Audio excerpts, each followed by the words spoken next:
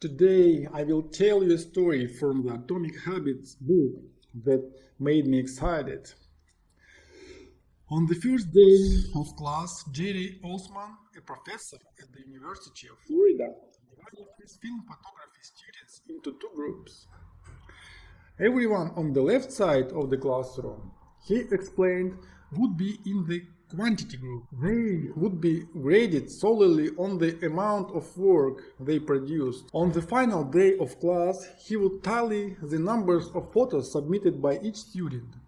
100 photos would rate an A, 90 photos a B, 80 photos a C, and so on. Meanwhile, everyone on the right side of the room would be in the quality group. They would be graded only on the excellence of their work. They would only need to produce one photo during the semester. But to get an A, it had to be a nearly perfect image. At the end of term, he was surprised to find that all the best photos were produced by the quantity group. During the semester, the students were busy taking photos, experimenting with composition and lighting, testing out various methods in the darkroom, and learning from their mistakes. In the process of creating hundreds of photos, they honed their skills. Meanwhile, the quality group sat around speculating about perfection. In the end, they had little to show for their efforts other than unverified theories and one mediocre photo.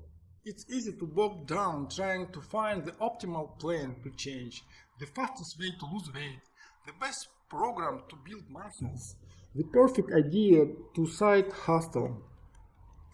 We are so focused on figuring out the best approach that we never get around to take action. I refer to this as the difference between being in motion and taking action. The two ideas sound similar, but they are not the same. When you are in motion, you are planning and strategizing and learning. Those are all good things, but they don't produce a result. Action, on the other hand, is the type of behavior that will deliver the outcome. If I outline 20 ideas of articles I want to write, that's motion. If I actually sit down and write an article, this is action. If I search for a better diet plan and read a few books in the topic, that's motion. If I actually eat a healthy meal, that's action. Sometimes motion is useful, but it will never produce an outcome by itself. It doesn't matter how many times you talk to a professional trainer. That motion will never get you in shape. Only the action of working out will get the result you are looking to achieve. If motion doesn't lead to results, why do we do it? Sometimes we do it because we actually need to plan or learn more. But more often than not, we do it because motion allows us to feel like we are making progress without running the risk of failure. Most of us are experts in avoiding criticism. It doesn't feel good to fail or to be judged publicly, so we tend to avoid situations where it might happen. And that's the biggest reason why you slip into motion rather than taking action. We want to delay failure. It's easy to be in motion and convince yourself that you are still making progress. You think, I have got conversation going with 4 potential clients right now.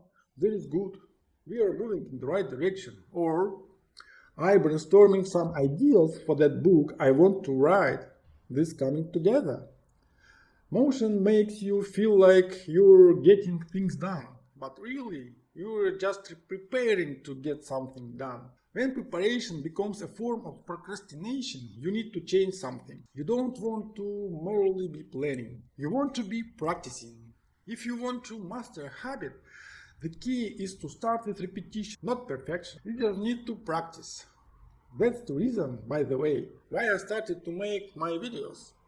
I knew that they would be awful, but the main reason was not to make it perfect, but to start making mistakes and learn from them. That's what I have been doing right now, guys. That's it for today. Let's see in the next video tomorrow. Bye and take care, of course.